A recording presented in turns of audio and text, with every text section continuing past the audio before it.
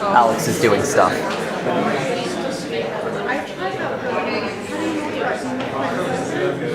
Yeah, so for instance, you're starting, and that's how far you're going.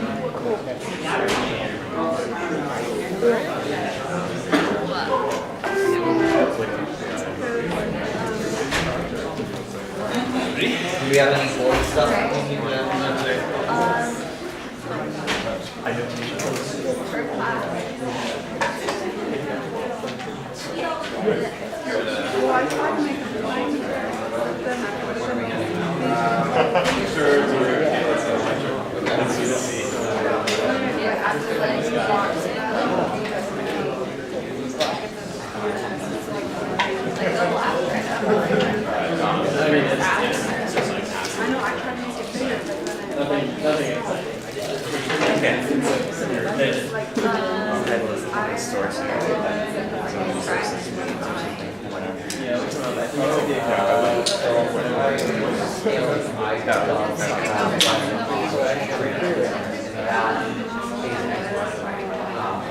That's very cool. You're graduating next time. Yeah, but just like Yeah. it's like there's like also a lot of other stuff. Yeah,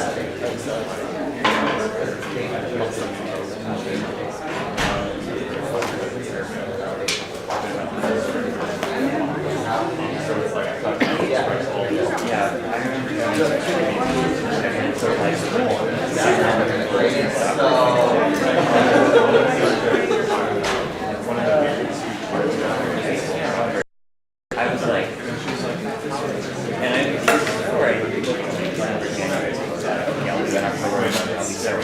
it's already close. Yeah. Also, like, yeah. Okay, welcome back. Today we'll be wrapping up the perception lecture and then talk about data types. For your plans for next week, on Tuesday we will be covering JavaScript and do the D3 intro. This should give you everything that you need to know for homework 2. There will also be a homework 2 lab at 6 p.m. in L110, where our TAs will go over some of the D3 stuff again, which can be not completely intuitive the first time you see it. And we'll talk a little bit about the homework itself. The homework is going to be like this. You will build a static tree and like do the layout yourself. So it's fairly straightforward, and it's really just meant to like do first steps in with D3. And then on Thursday we'll be talking about what I like to call the visualization alphabet, the basic building blocks of visualization, marks and channels. Next Thursday we'll also be discussing a paper, crowdsourcing graphical perception using Mechanical Turk to assess visualization design. So this is like, if I announce a paper like this, that means that I will actually like ask questions about the paper to the audience, and it also means that grad students can expect a question on a paper that I highlight like this on the exam. And undergrads don't usually get to skip the questions, but grad students, I expect you guys to also read papers. Any questions about organization or schedule or homeworks or labs or office hours? To read that by next Thursday, is that correct? Yes, by next Thursday. Okay, so then I will go back to my slides from last week.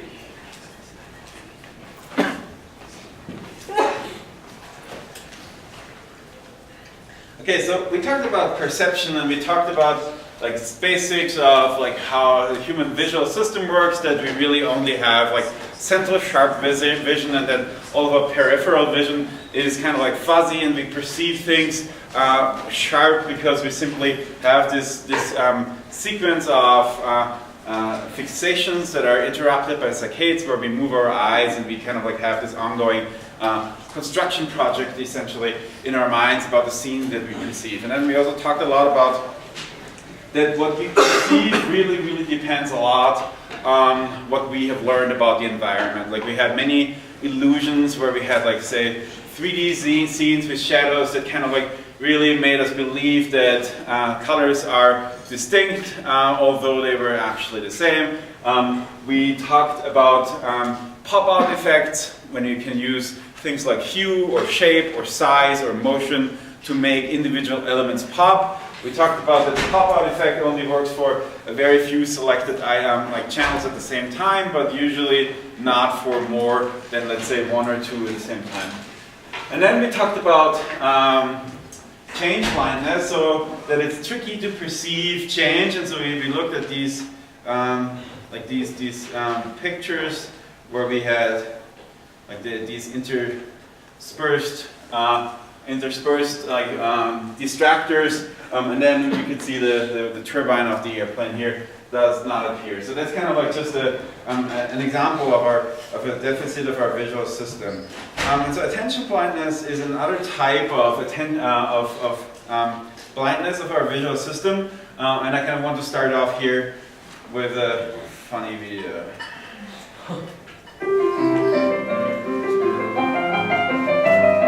Clearly, somebody in this room murdered Lord Smythe, who, at precisely 3:34 this afternoon, was brutally bludgeoned to death with a blunt instrument. I want each of you to tell me your whereabouts at precisely the time that this dastardly deed took place. I was polishing the brass in the master bedroom. I was buttering his lordship's scones below stairs, sir.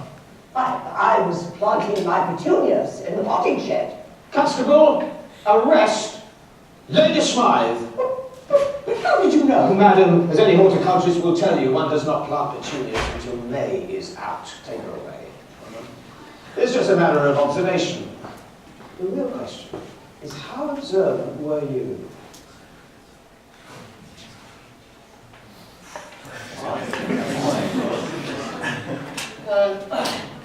Clearly, somebody in this room murdered Lord Smythe, who, at precisely 3:34 this afternoon, was brutally bludgeoned to death with a blunt instrument. I want each of you to tell me your whereabouts at precisely the time that this dastardly deed took place. I was polishing the brass in the master bedroom. I was buttering his lordship's scones below stairs, sir. I was planting my petunias in the potting shed. Constable, arrest Lady Smythe.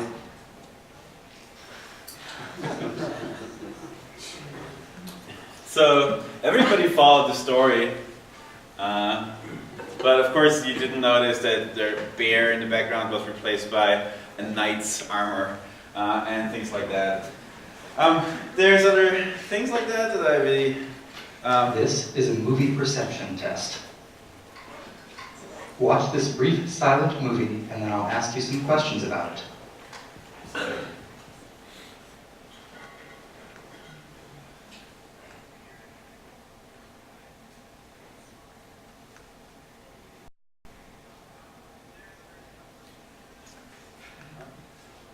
You saw a person get up from a desk to answer a phone, right? Did you notice anything change during the video? The video had two different actors wearing different clothing. Watch it again.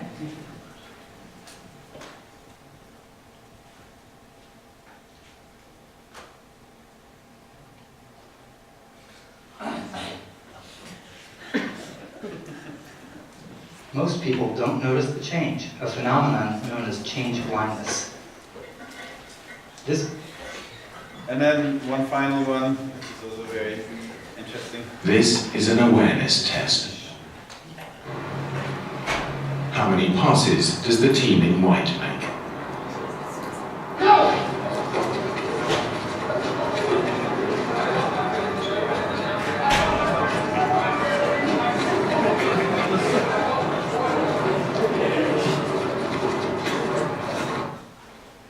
The answer is 13. But did you see the moonwalking bear?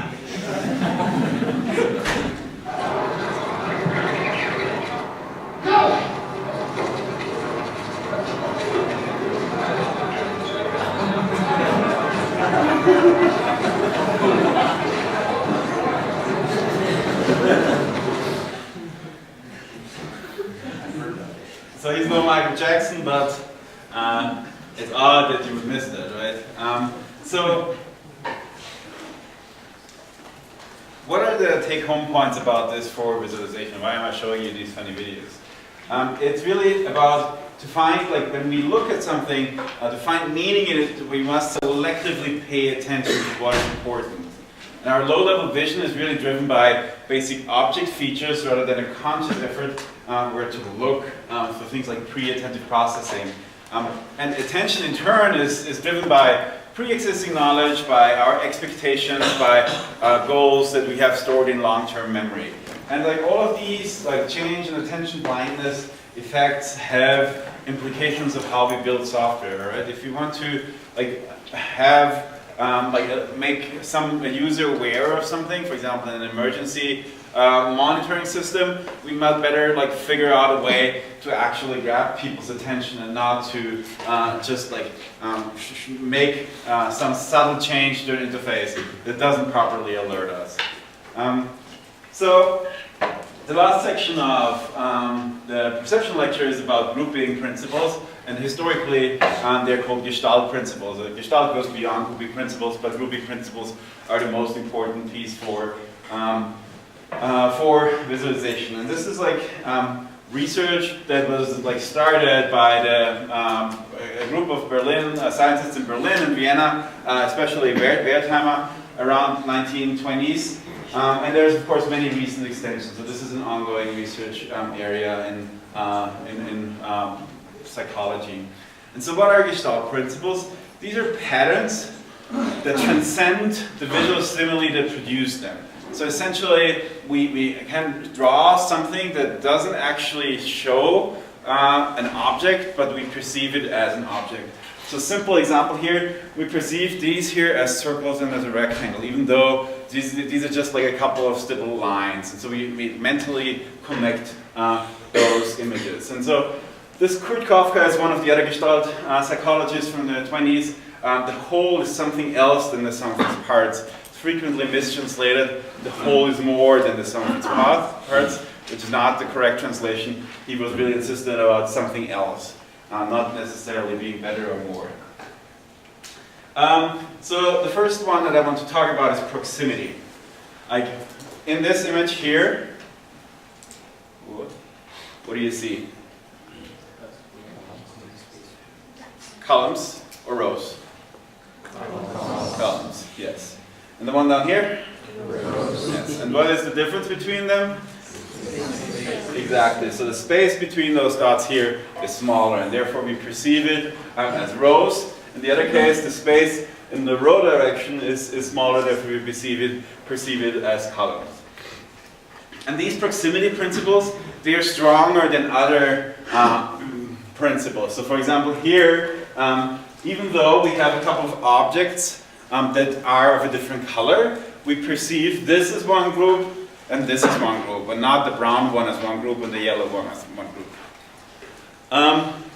So here is a good example of an animation, like how a subtle transformation can change our perception of what belongs together. Proximity is really grouping or linking by placing entities in close proximity.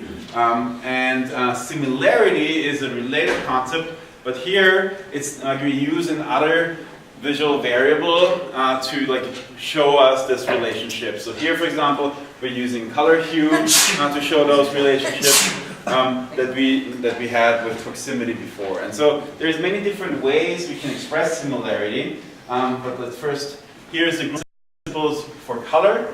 So again, we can switch between one group and three groups just by changing the color of it. And this is the opposite of it, where we kind of make one item dissimilar, increase the contrast, and therefore make it into a focus point. So this is kind of the opposite of similarity. And so similarity, like the examples here that I showed you were color and size, but basically it's co-modulation of a visual channel. And by that I mean color, shape, size, value, orientation, texture. You could also add a glyph, a label, a frame, or a background. And so here we would have like adding a glyph, and this is like still grouped, where we didn't modulate the individual items. So all of these kind of like co-modulations of a channel use similarity to express a grouping principle. And as we talked about when we talked about pop-out properties, this is really very good for 1 to 2 simultaneous colors maybe, or 1 to 2 simultaneous classes, but it doesn't work. You still can tell apart that here are multiple groups, but you can't immediately perceive them as such, right?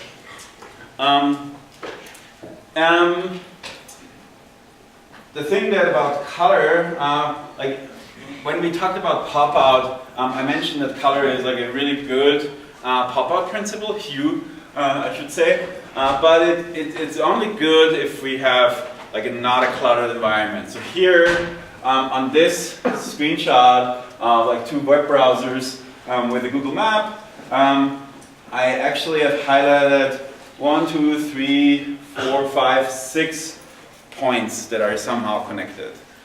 You probably have a hard time spotting this one here, and then maybe this one here. They're kind of small, and they are in a very cluttered environment. So you have to be careful if you use color, for example, that you also like make sure that your environment is like clean enough. Another approach to express similarity is to modulate everything else. For example, to like highlight or to say those 2 items belong together, you could blur all the items, or you could darken everything around it and simply highlight that. And so if you remember, Windows 7 did this here a lot when it gave you security messages. It like made your screen completely dark and gave you the security message in the middle of it, which I found extremely distracting.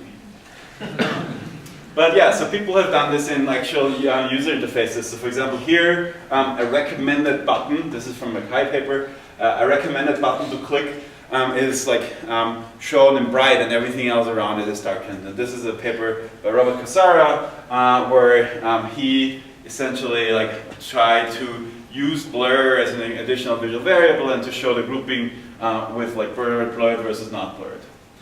My recommendation here is don't use these approaches unless your sole objective is to guide attention to one set of items. So really this is something that you can use, but you have to very selectively use. Like Windows security messages was like an acceptable use case, I would say it was still annoying. So now I want to do a little experiment with you guys.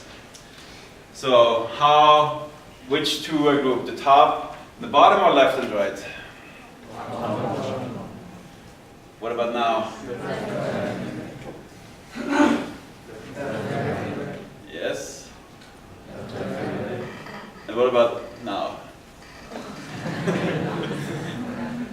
So, connectivity is another one of these grouping principles, and connectivity is a very, very strong one. So we can use connectivity to show like things belong together when everything else is modulated in another way.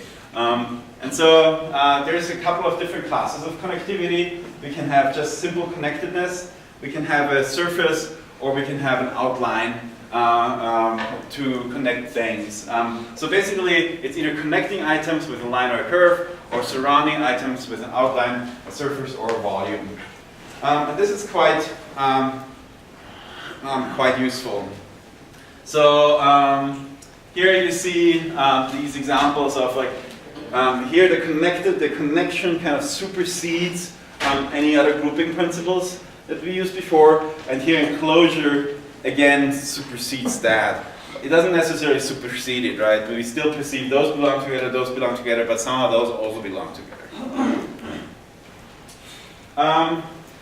And connectedness is also useful, and like connectedness and enclosure is also useful for like doing things, like marking things that belong together in things like line charts, right? So here I'm just plotting 2 different time series, ones with squares and ones with circles.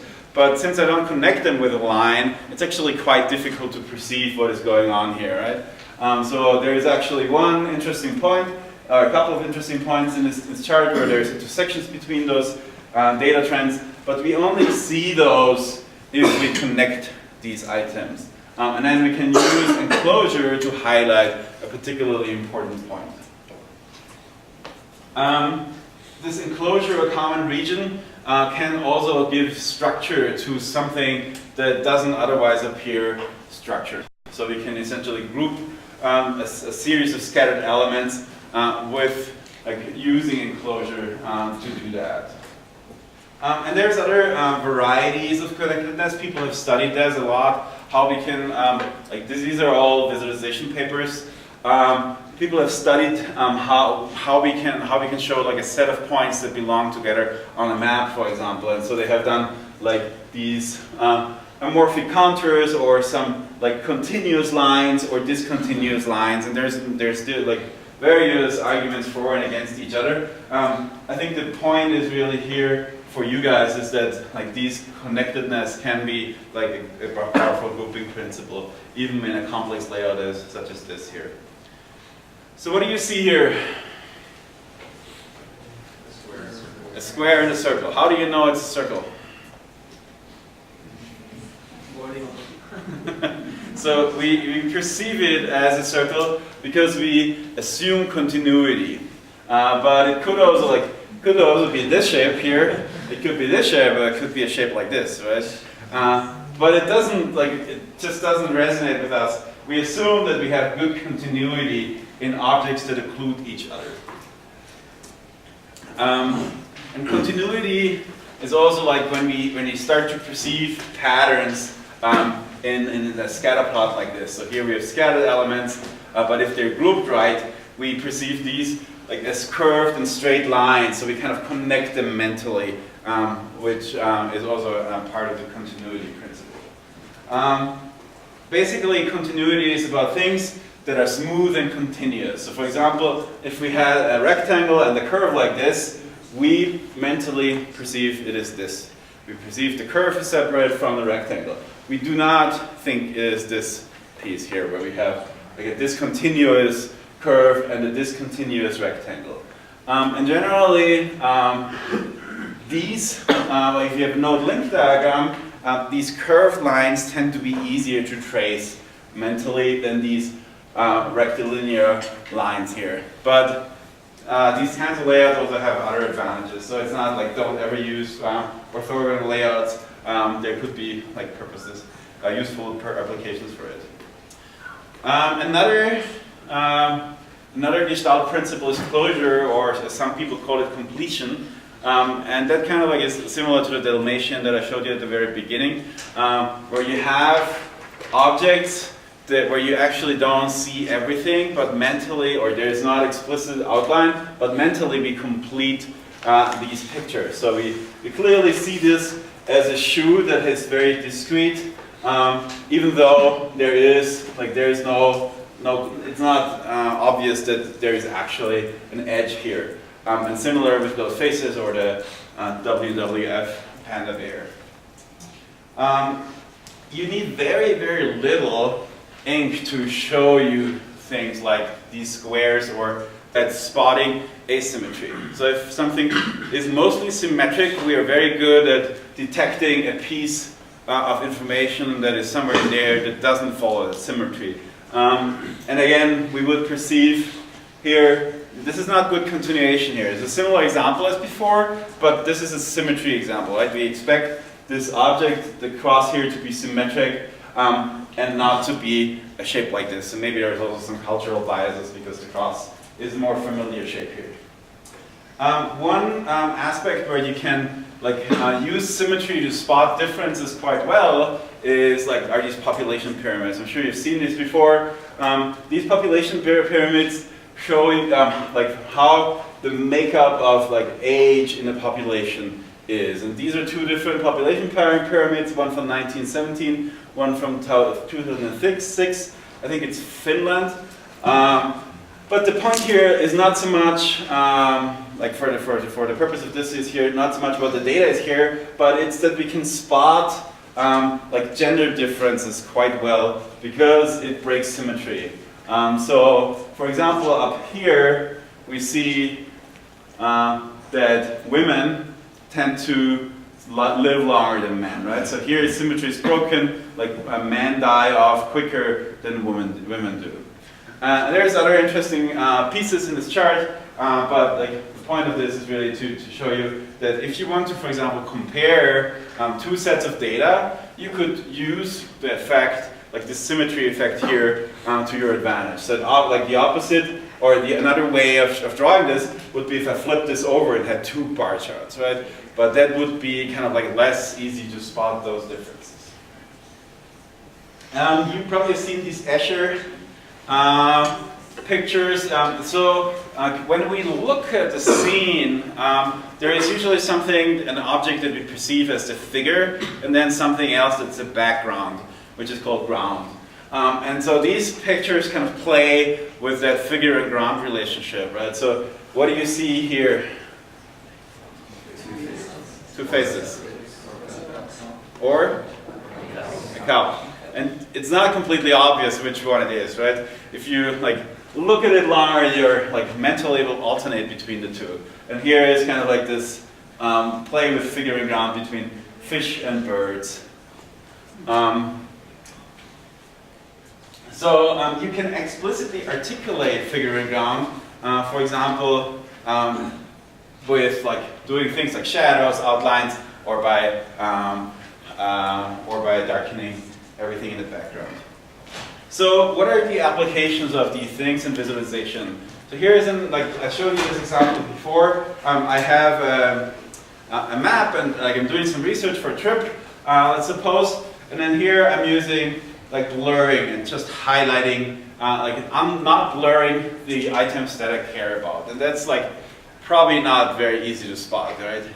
So you can spot maybe the fishing here, and then here's like another word, general, and so on, but it's really hard to spot.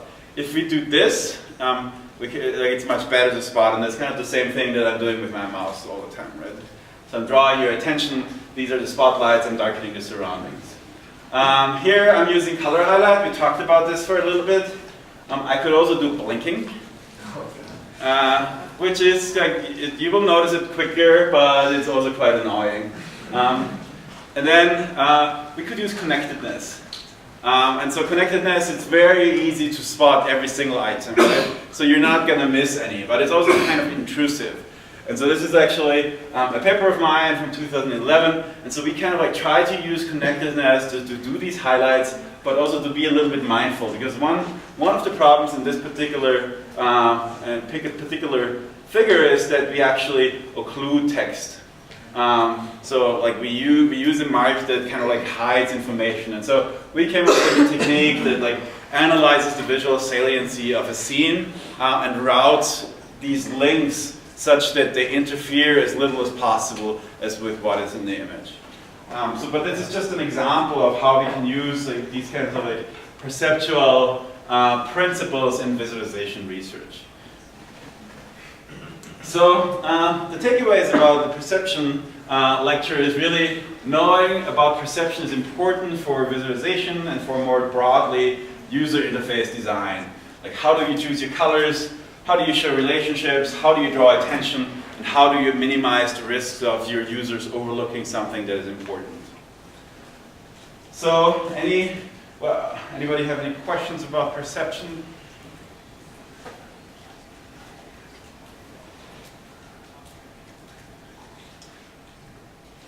If not, I want to take the rest of the lecture to talk about data.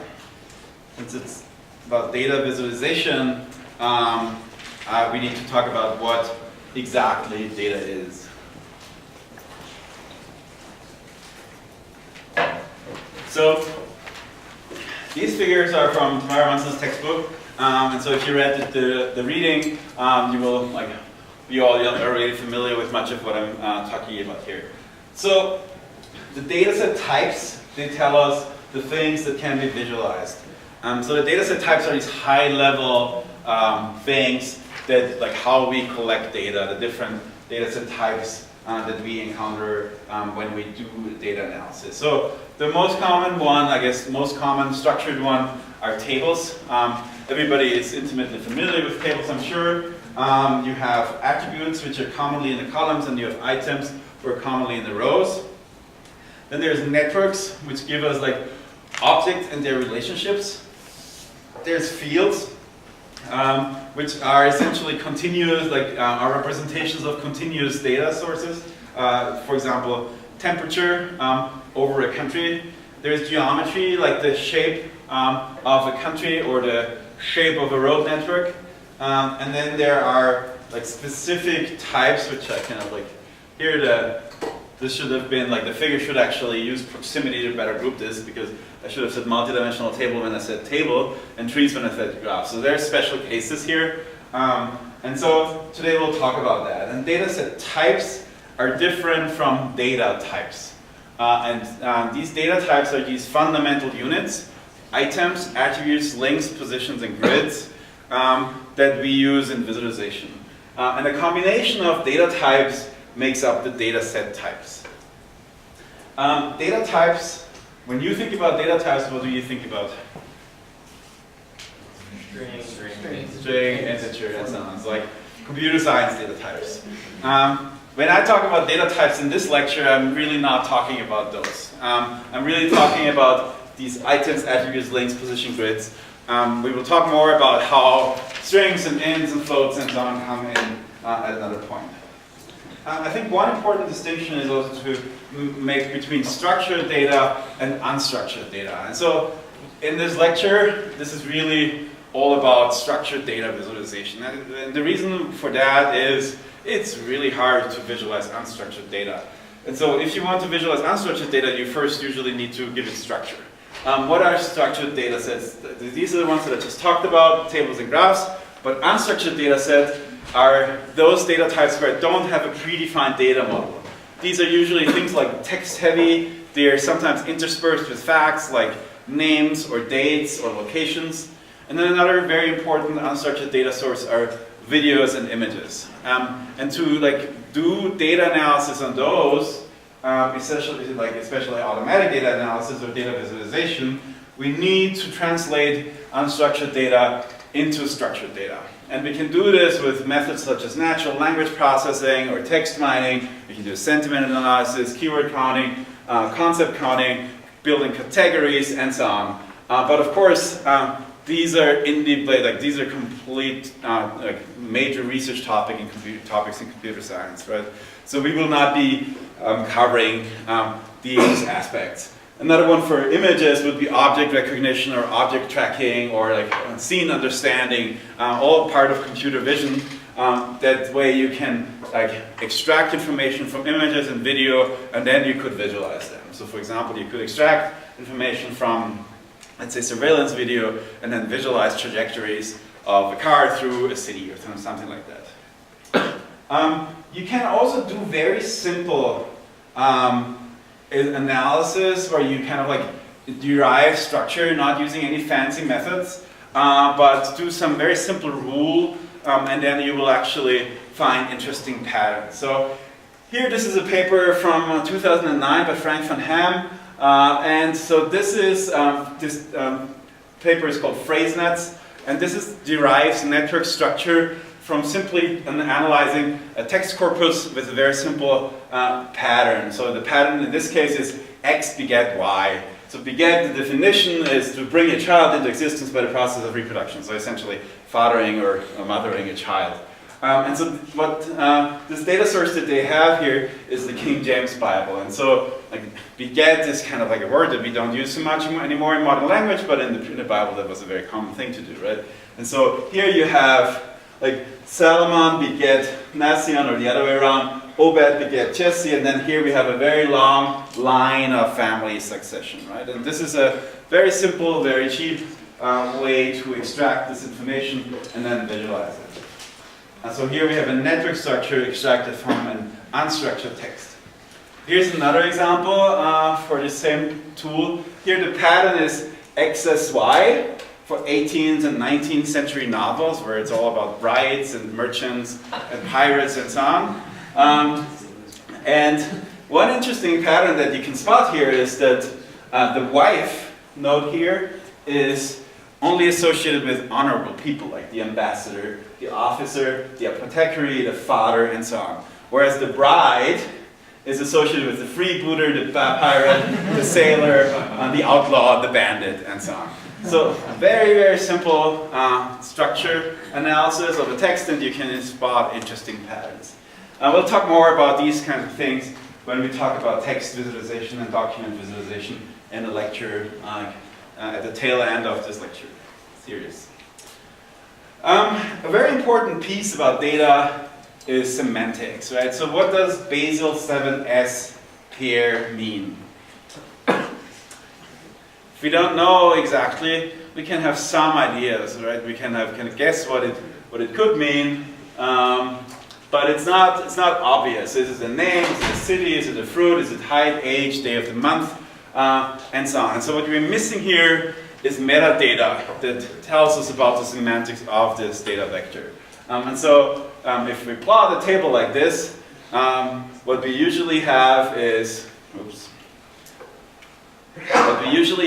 these like semantics are usually provided in a table header. Like here we have ID, name, age, shirt size, favorite fruit, and now Basel 7S pair does make sense, right? Now we completely understand what the dataset wants to tell us. So the semantics, like ideally they're part of the dataset, but the semantics are really critical if you want to understand the real world meaning. The structural or mathematical interpretation of data, such as item, links, attributes, and position and grid, as I already mentioned, these are quite different from the data types we use in programming. What are items and attributes? Like items are something discrete, an individual entity. For example, like in a table of cars, the cars would be, of car models, the car models would be the items. In a patient registry, the patients would be our items. And what we usually call these items in statistics are independent variables. So these are the things that like are a unit by itself and that don't express an observation about something else. In contrast to that, attributes is something that I measured or observed about the items. The color of a car is an attribute. The car itself is the item. And that's the dependent variable, what's usually called in statistics. So the dependent variable depends on the independent variable. It's not particularly hard to remember. So what are our items here?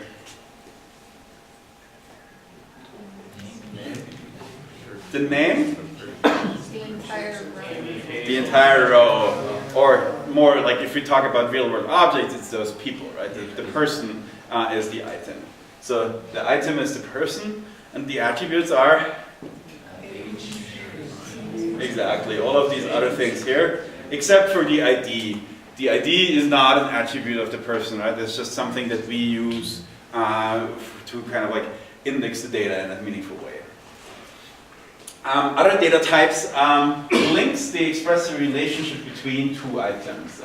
So you think of links probably in the sense of friendships on Facebook or followers on Twitter and so on. And so the relationship between attributes and links is a little bit fluid, but quite often it's useful to think of an attribute as a link if it is really mostly about the relationship to another item, right?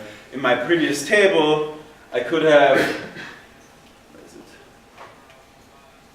Here I could have like a friends column. And then I could have more names in the friends column, and these would be links in that sense.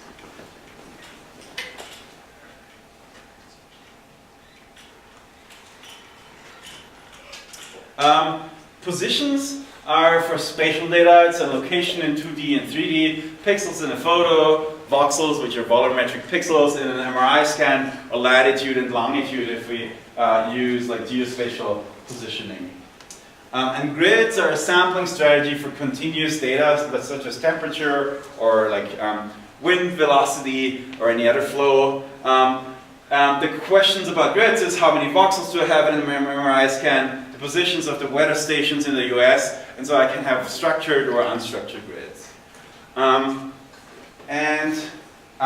So let's talk a little bit more about these specific dataset types. Let's start out with the tables. So the flat table has one item per row. Each column is an attribute, usually these dependent variables, and they have a unique key. The unique key, however, can also be implicit.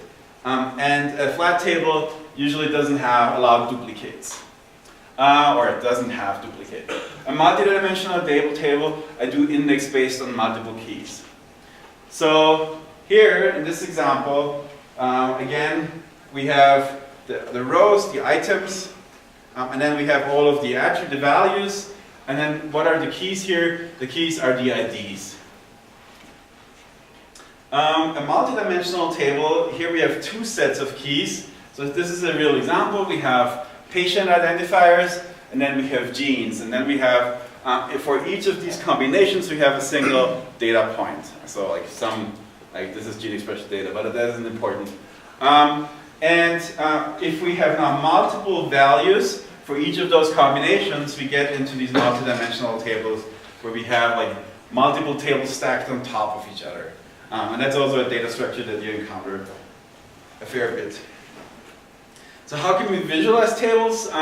There is techniques such as parallel coordinates plots here. This shows you the properties of a set of cars that were built, I think, like somewhere from the 70s to the 80s. And so here on this left axis we have miles per gallon, and we have cylinders, displacement, horsepower, weight, acceleration, and then the year they were built. And then you can see that I've highlighted a couple of those that have a high, that have high miles per gallon. And you can see that, like, if you have a fuel-efficient car, that corresponds to having low cylinders usually, that corresponds to having little displacement and also little horsepower. So that's not very surprising, but this is how you read this chart, by looking at what do the patterns and what do the patterns that the lines form tell you about the data set. Here's another example of a tabular data visualization. I think this is popularity of various journals over time. So I'll talk a lot about this in actually 2 lectures about tables and high-dimensional data.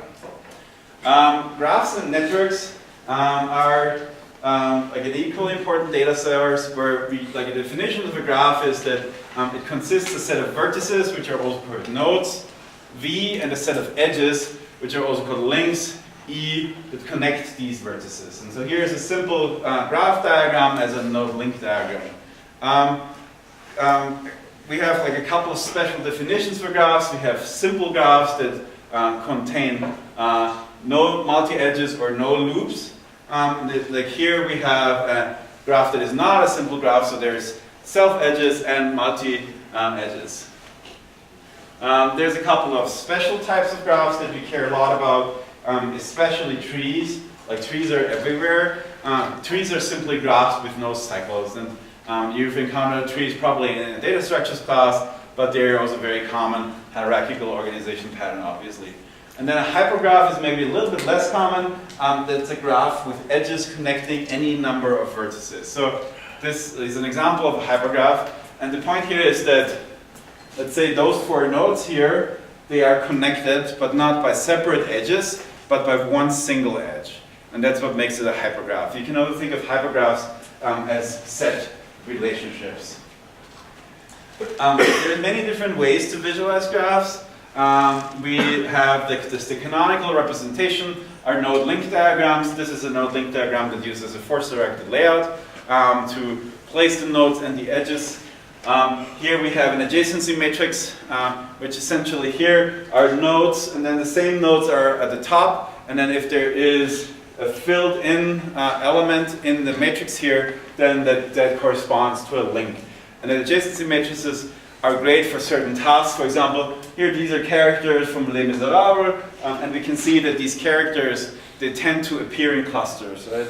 So we have like here a group, the greenish group, then here we have a red group, here we have a green group, and then here, like for those who know, Les Miserables. Who do you think is this character?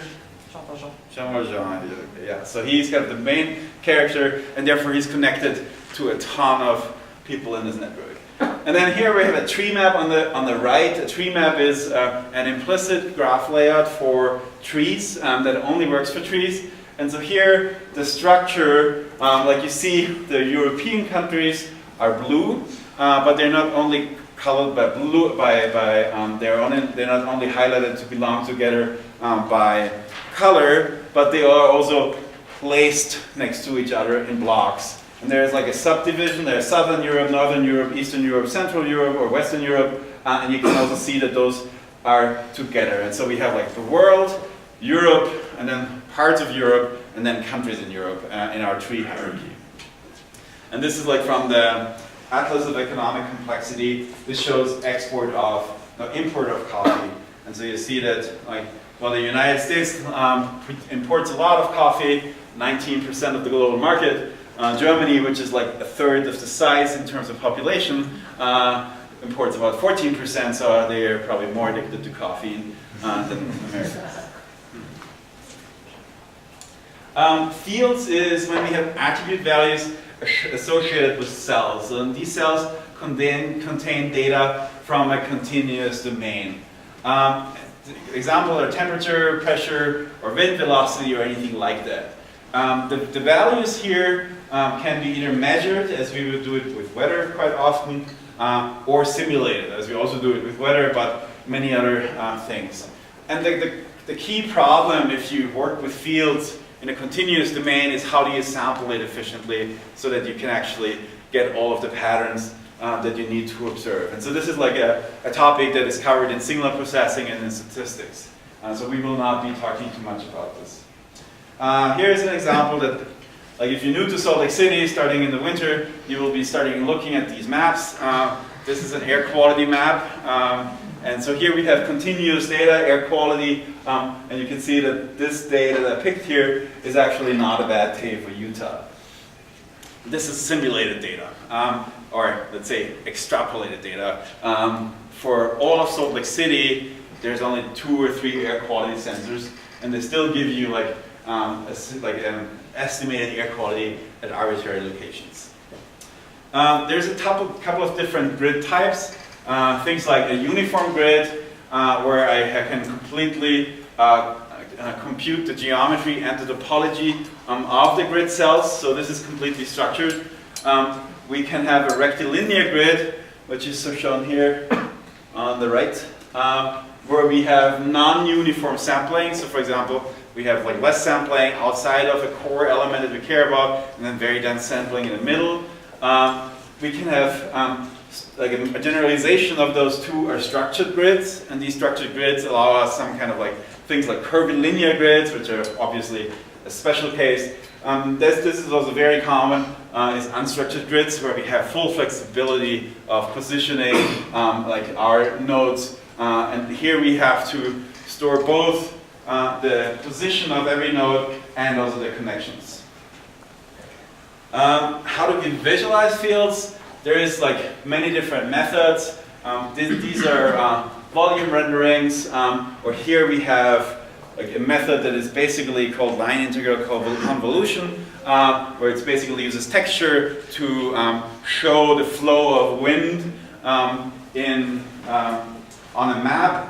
And this is a very popular representation. This is actually a live map, and so you can see what are the major wind patterns in the US right now. And so you can see we see a strong south to north pattern. And quite interestingly too, they have these galleries here, so we can look at Hurricane Sandy from 2012, which is quite obvious here.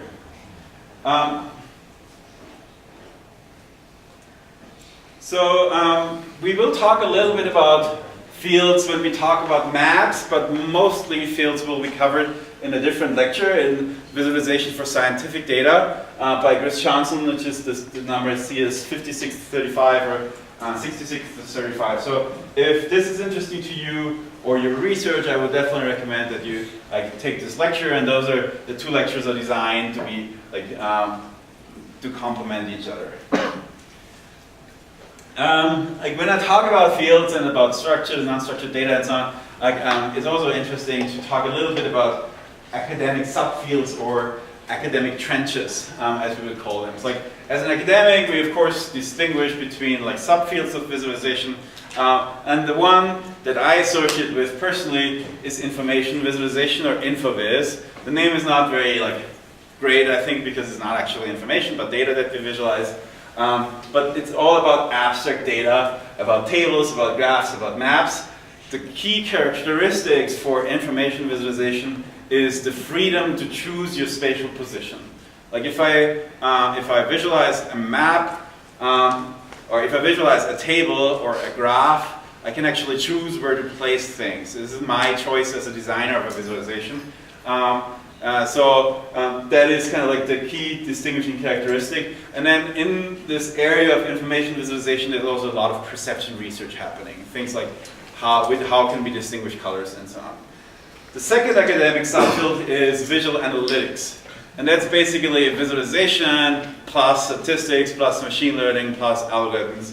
Also applied work, building big software systems.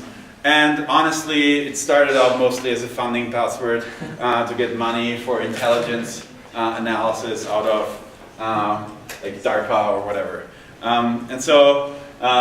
Those two are actually quite closely related, and many people cover both. Like I would consider myself to work in both of these areas. And then the third is scientific visualization. It's called scientific visualization because historically it was mostly for the data that scientists created, like simulation of fluid flow or MRIs or anything like that. And this is really all about spatial data and fields. And so there's this separate lecture for that, because it's like, intrinsically it's very different, right? The information visualization, visual analytics is very much about like a creative process of creating like these charts that are meaningful to the human.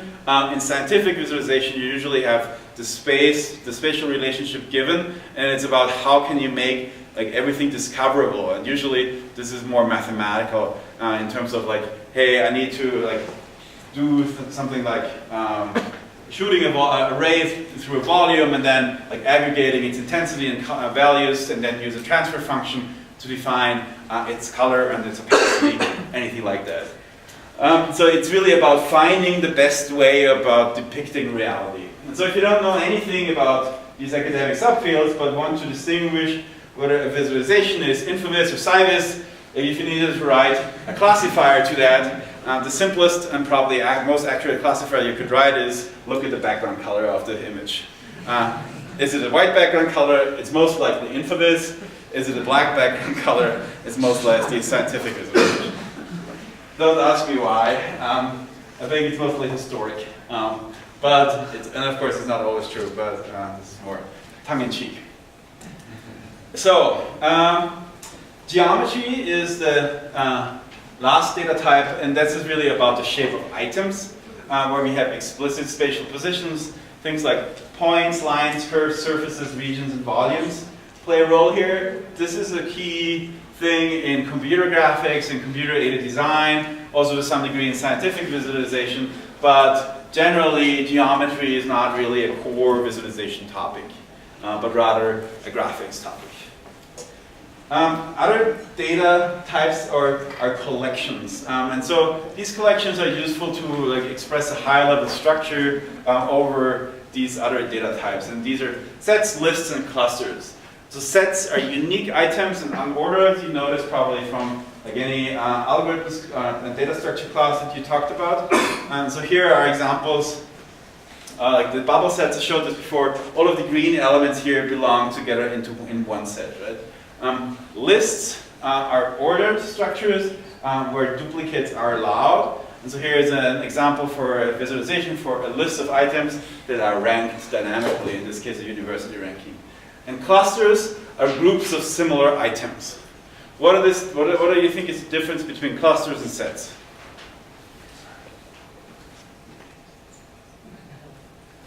Yeah. You could have duplicates, that's true in clusters, but there's also another important difference.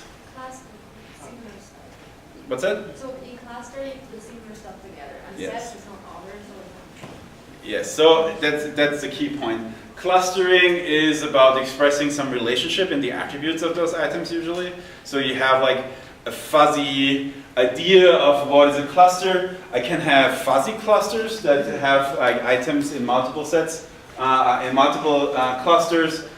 Whereas sets are usually something external that is discrete and where there's not really doubt about. So clusters also have some kind of like idea of like this is, we think those things belong together, but it's not completely certain. So here, for example, there's a clustering applied to these plots, but there are some points here that could arguably be in the red cluster, right? And so it's useful, at least this is how the terms are used. Clusters and sets are both grouping structures to some degree, but clusters are usually data-driven and usually not as certain as sets. So now I kind of want to change pace a little bit and do a design critique. While you guys will hand this out, I kind of want to show you a video. This is a tool that's called CodeSwarm, and does visualization of software. And so let me, like, you can go to this link. I'll leave it up for a second so that you can like write it down. That's a 0. And case matters.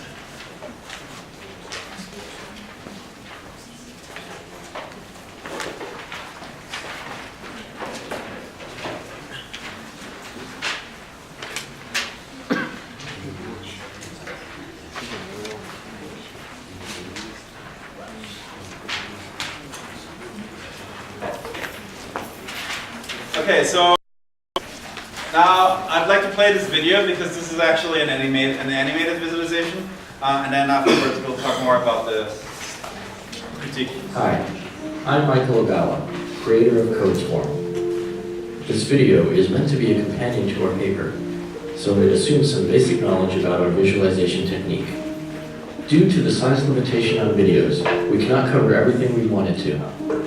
For the full story, please visit the CodeSwarm website to see the original videos. The story of Python begins with Guido van Rossum, working alone in the late 1980s. He is Python's creator and benevolent dictator for life.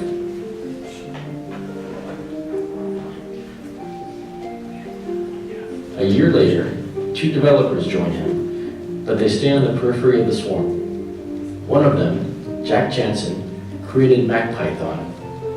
His activity stands out because his sphere of influence periodically converges and diverges with Guido's. Another person, Fred Drake, appears and commits mostly blue document files. Indeed, he will become the lead documenter of Python. This pattern of Guido being the clear central developer with specialists on the periphery continues. In the year 2000, the popularity of Python takes off. We see many new developers coming in as the project activity increases dramatically. And for the rest of the video, the project stays busy. The Eclipse project is vastly different than Python. Right away, there is a flurry of activity. Many developers working on many files at nearly a constant pace. This is possible because these people were already working on the same project before Eclipse was open sourced. We also see that, even amid the chaos, the Eclipse project is made of many components. There are many developers clustering around the center, yet they each have their own set of files. In other words, there is not one large set of files being worked on by everybody, but many small sets of files being worked on by individuals. This can be attributed to Eclipse's rich client platform, which facilitates modular design. Looking at the commit histogram, we see something not apparent in the Python video: weekends and holidays. Weekends are the periodic gaps in the histogram occurring every 7 days. The holidays can be seen at the end of December throughout the video. These breaks further reinforce the idea that Eclipse is developed with corporate sponsorship.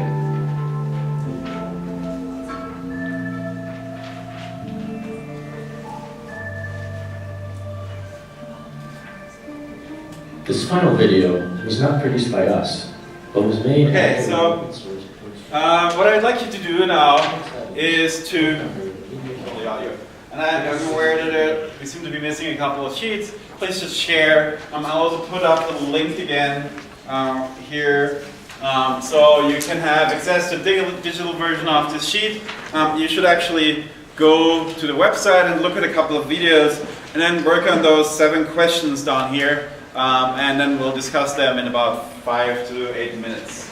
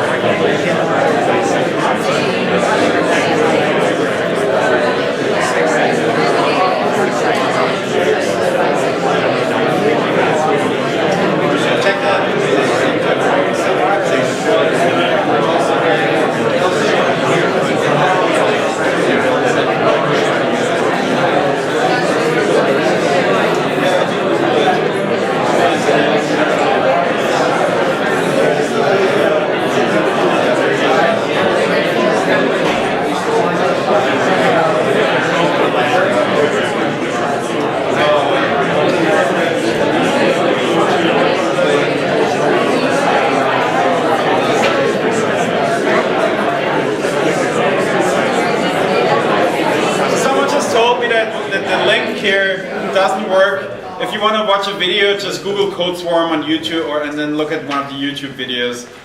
Seems like they took down the website. I'm sorry about that.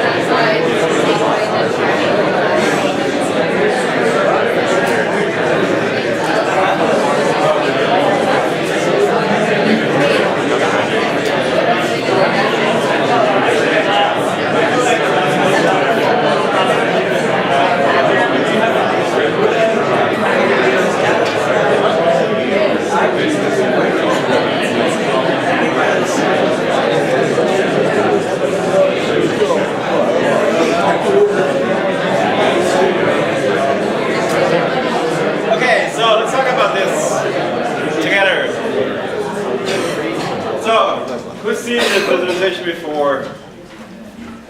Not a lot of people, I assume. Okay, so who do you think is the intended audience? Software engineers. Software engineers, yes? More likely the open source software developers. Open source software developers.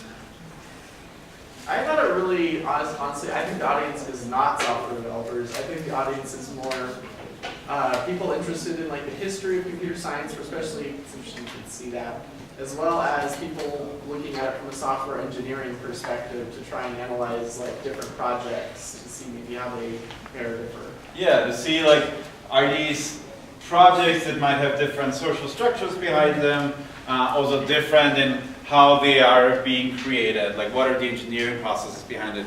That's an interesting way of thinking about that. Any other ideas? Like, do you think that somebody would use a tool like this to, like the manager would use a tool like this to evaluate his or her developers? I hope not. Well, if you're the person in the middle, maybe, but no, not likely, right? So it's more of like internal, inwards looking, or people that are interested in historical aspects. So, like, what are the questions that this visualization answers?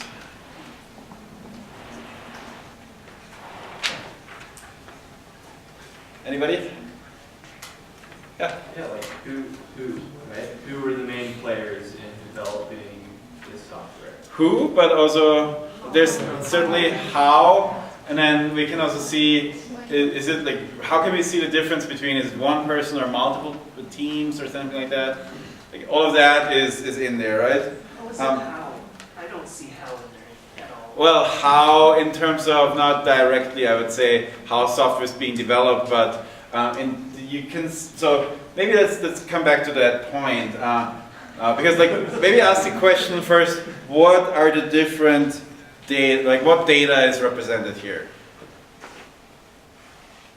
Names and times. Names and times, so we have people, and then we have temporal data. Types of files. Types of files, yes, so we have distinctions between documentation files and source files and other files. You can see who's working on similar parts. Exactly, so you can see who's working on similar parts, who's working on which set of files. I just have a question. So does a dot represent an individual file? Yes. And then if two names are close, how do we know if they've worked on the same file? Good question, do we know? I guess maybe not. So I think that we don't know, but we get a sense of that those two people have worked on some of the same files, right?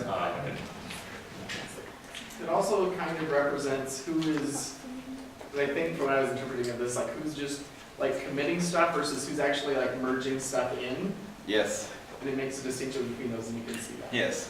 So with all of these respects, I think we learn a little bit about how, right? We learn about like who are the people, how do they work together, is it more separate? But we don't learn about like how the software is built on a code level, right? We learn about structure, like how of the organization, but we don't learn about how of the software. So I think there is some how, but not like you can't compile Eclipse from this, right? So how is these data types encoded? So we had like the basic, yeah? I'm really wondering, what is the distance of this, the area of the circle? Yeah, so that's exactly the question that I have right now. How are the different data types encoded? Okay, you've got area of the circle, you've got color. Yes. You've got And so what do you think does area, what does area of the circle encode? Subjects covered. So what is likely happening? Like if we look at this guy here, PMulet, what are his files? The feature branch. I think these are people. Like the PMulet is probably a person. But like what are his files? His files are probably the red ones here in this ring, right? And so why did they chose to like show that on a ring and not directly for this person?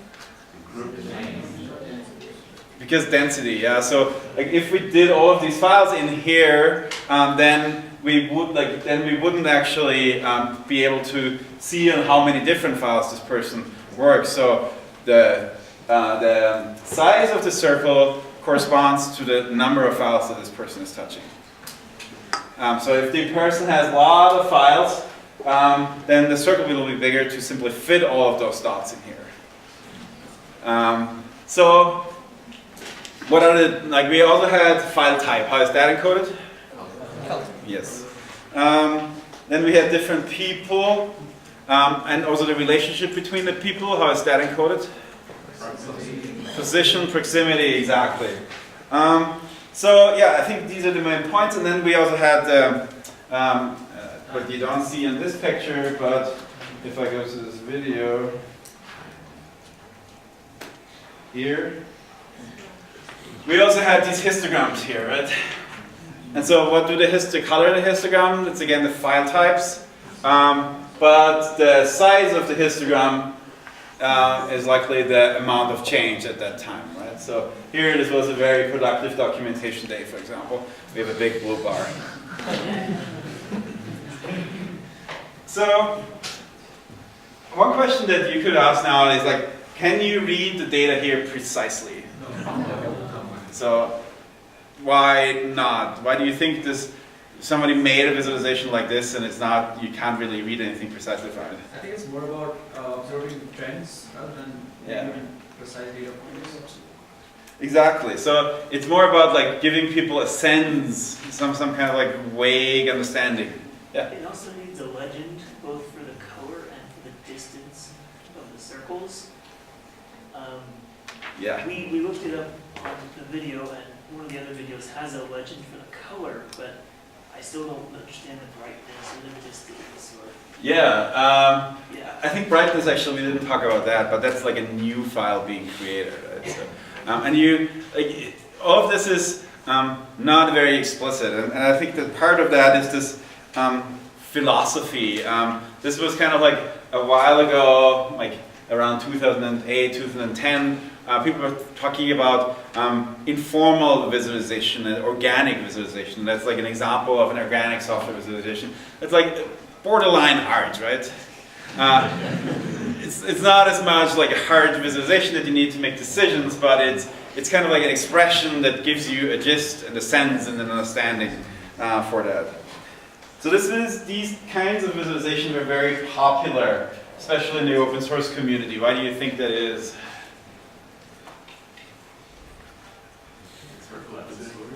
It's reflexive. It's easy to do it with open source. It's also a way, I guess, to like highlight your work, right? And so it's a very like inward-looking process of, hey, look at what we did, and we have this cool way of representing it. So it's a little bit of navel-gazing, maybe. So any opinions? Do you like this visualization, or do you dislike it? It's cool.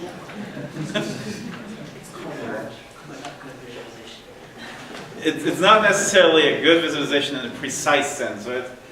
One thing I kind of didn't like is it doesn't seem like it uses space super efficiently.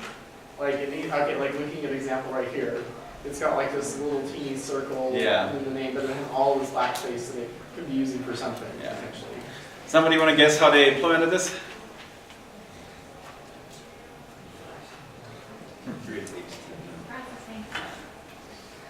So it's likely a force embedding, right? Some kind of physical simulation with some parameters, like they have things that attract each other that belong together based on like similar to a node link diagram.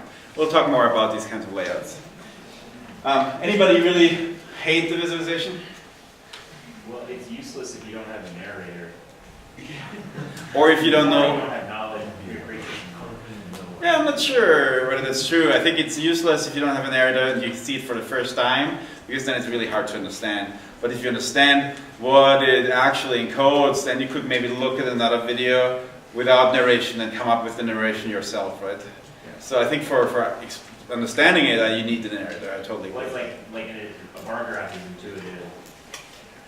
There's humans have a model for what that data would be illustrated. Yes. I know this is like a subjective comment, but like this, it seems like if I didn't know anything about it and I watched it 100 times, like I would probably be able to tell you a lot more of the trends after the 100th time of watching it than the first time. So, like, I guess to what degree in this, like, should we as, you know, visualizers strive to, you know, give knowledge on the first time, or kind of leave it up to the visualization to work its magic over time? So I think that the question is a really good one, and that's really what this boils down to. This is not meant to be a visualization that shows you data precisely, right? It's not meant to be analytical, it's meant for enjoyment. It's meant most, like, partially at least as art to some degree. And it contains data, it visualizes data, but it is like, it's mostly about entertaining people, informing people in an engaging way. And it's just like one spectrum that is very far on this, like, do I care about user engagement more, or do I care about knowledge transfer more? And I think it's like pretty heavy on the user engagement side and making things exciting, right? Versus on the like dry communication of facts. And so certainly interesting project, but maybe not the right tool for like business analytics, obviously, right? Does anybody want to share anything else about this? It's like structured data, or it was structured at some point, and then made it completely unstructured and almost all semantics. That's the way of thinking about it. Okay, so we're almost out of time, so let's just close for today, and then I'll catch up with the last couple of slides on next Tuesday.